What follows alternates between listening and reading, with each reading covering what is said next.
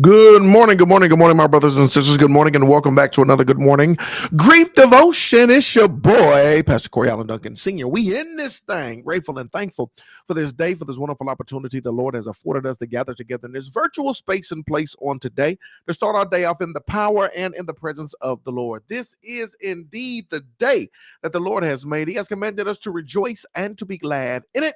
We are so very grateful and glad about it.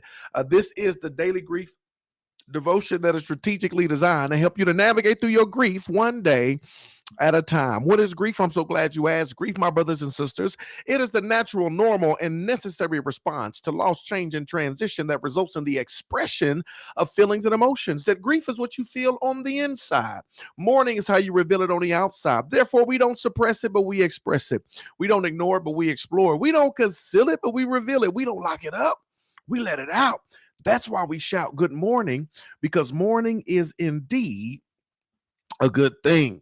And I'm so glad that you're here with us on today, y'all, as we dive into our daily grief devotion. Make sure you like, share, tag somebody in this post. If this lesson is a blessing to you, it's going to be a blessing to somebody else. And we are excited to continue to help you to navigate through the loss, the change, and the transition that you have experienced in your life. Today, my brothers and sisters, is day 141. We're going to have a little fun. We're going to talk about complicated grief. We're going to talk about complicated grief. And I know you're saying, well, wait, Pastor Duncan, ain't all grief complicated, right? Ain't it all complicated? You can say, yeah, but complicated grief is a form of grief that I want to deal with. There are so many different forms of grief, right? And we've done workshops on this before. We've gone in detail to talk about the different types of grief that people experience, that people go through. And we'll talk about, maybe we'll just do 2 or 3 weeks just focusing on the different kind.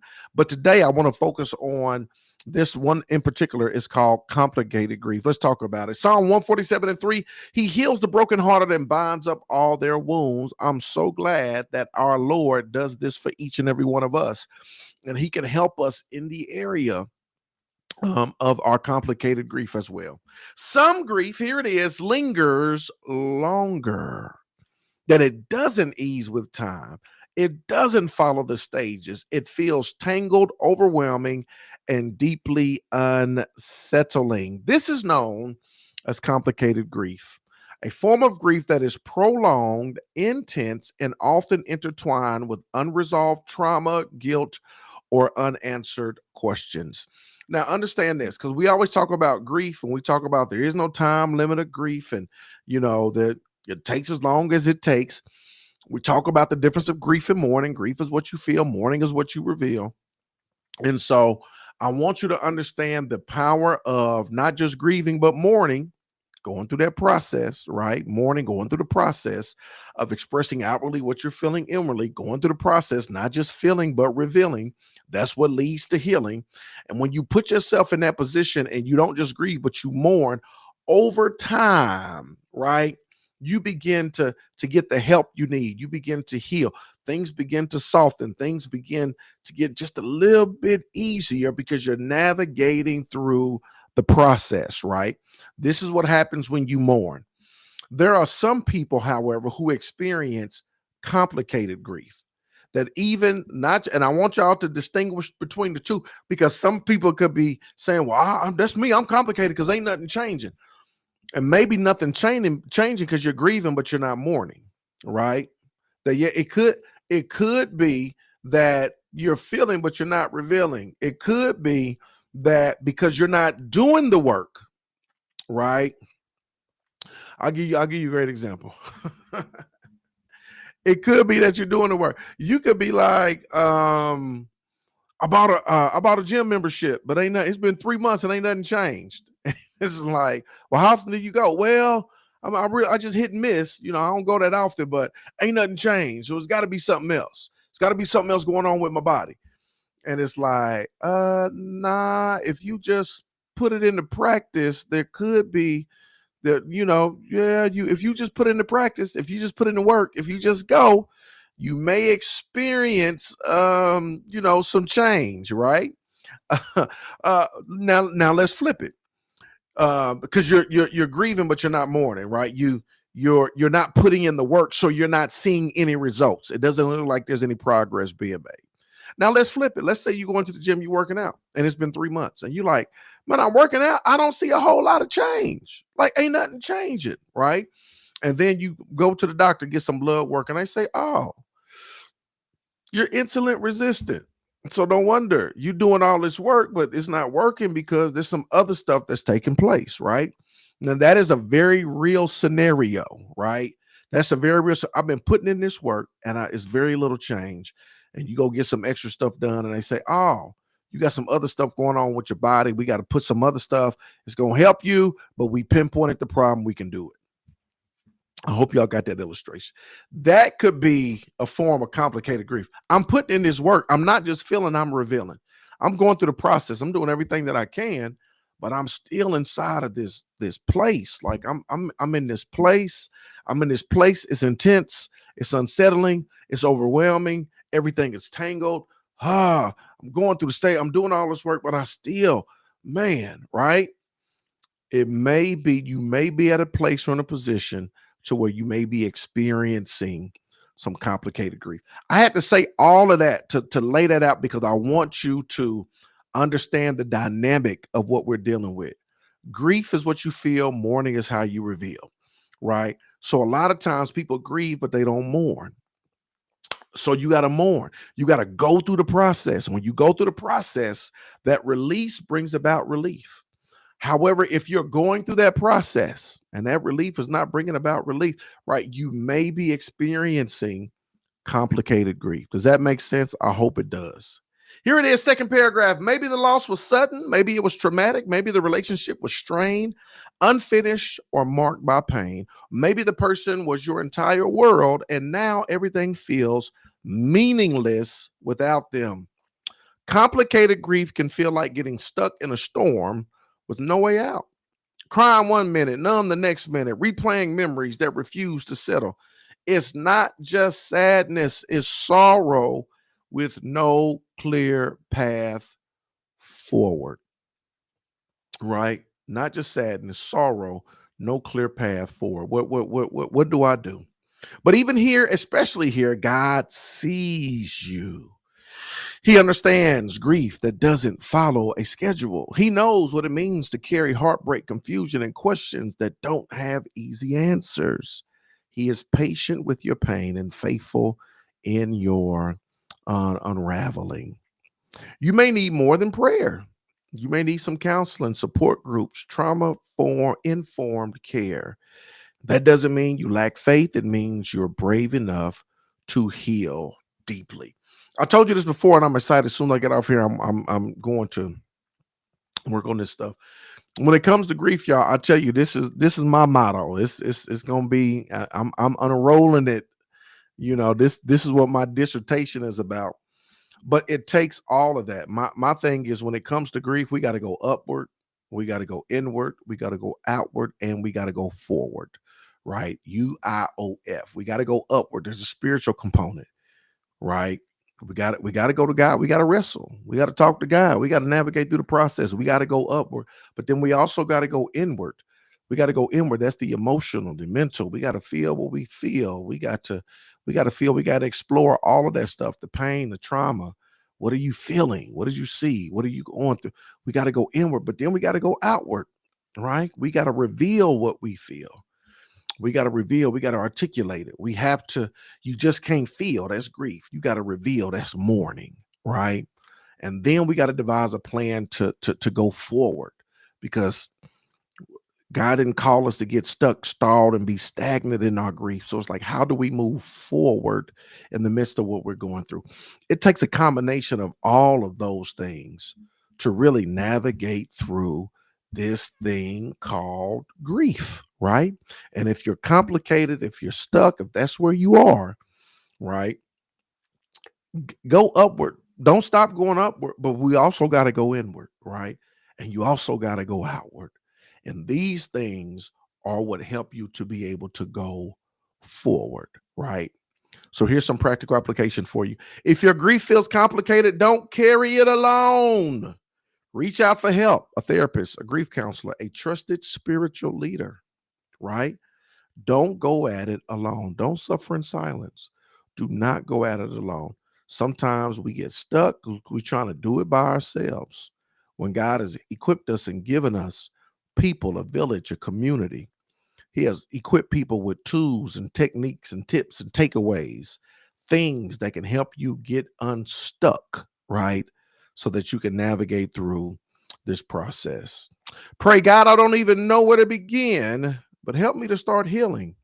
What's too deep for words? Even in the most complicated grief, he is still the God of comfort, restoration, and hope. Today, my brothers and sisters, is day 141. Told y'all we was going to have a little fun. We're talking about complicated grief. Holla at your boy. If y'all got questions, comments, holla at your boy. Excellent information. Now it's time for me to implement it. Hey, Sister Regina, Cousin Regina, hope and pray all is well with you. Thank you for tuning in. We don't like feeling all the feels, so we often try to avoid those feelings and end up stuck in the suffering. You are 1,000% correct, Natasha. We don't like feeling all of those feels because it's painful, right? And so this is, I forgot the method. I forgot the theory. I done read 1,000 theories. They call it the oscillating method. It's like, you know how a fan, oscillates. Is that the right word? And it goes back and forth like that. That's the way it is with grief because it can be painful. So it's like we got to dive into it. You got to deal with it, right? Just for a little while, but then we got to shift and jump out of it, right? And so, yeah, all right, let me breathe. It's relief. It's now, but I'm gonna come back and I'm gonna jump into it because I got to deal. I got to feel right. But then let me pull. You know what I'm saying? It's one of those things we developed this rhythm in order to do it. And this is the thing. This is what I tell people, Natasha. You got the pain of change and the pain of remaining the same, right? Both of them are painful, right? But one is, you can say one is temporary, one is permanent. One leads to change, the other one leaves you stuck, right? So you got the pain of change and the pain of remaining the same. You got the pain of change. It's going to be painful feeling the feels. It's going to be painful navigating through this process. It's going to be painful talking about this stuff, but that pain leads to change, and that pain is temporary.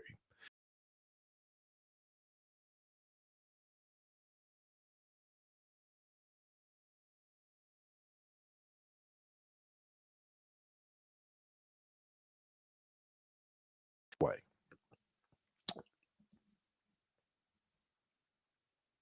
Microphone check 1 2 1 2. Microphone check. So that will never go away, right? That pain never goes away. It's just like exercise. You got the pain of change. Who wants to get up and walk? Who wants to lift weights? Who wants to do all of this stuff, exerting all this energy? Who wants to do all that? That's the pain of change, right? Who wants to eat protein and vegetables and fiber? That's the pain of change, right? And they say no pain, no gain. But that's the pain of change versus the pain of remaining the same, of dealing with your ailments and being out of shape and all of this stuff, right? It's just like a knee replacement or a hip replacement.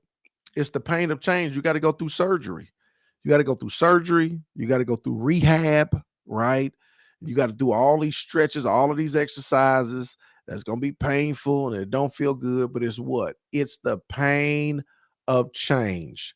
So you can either go through that, endure the surgery, go through the rehab, or you can stay bone on bone, and you can just stay bone on bone in that knee and walk like that for the rest of your life and in unbearable pain, or you can get the surgery, have the surgery, go through the rehab, go through the physical therapy, and that's painful, but that pain leads to change versus enduring the pain that remains the same.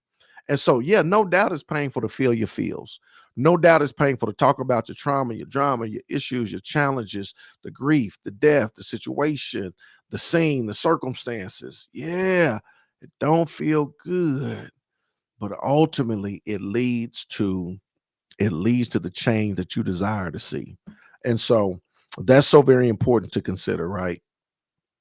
Assassination, yeah. And I forgot, I'm gonna go back and look.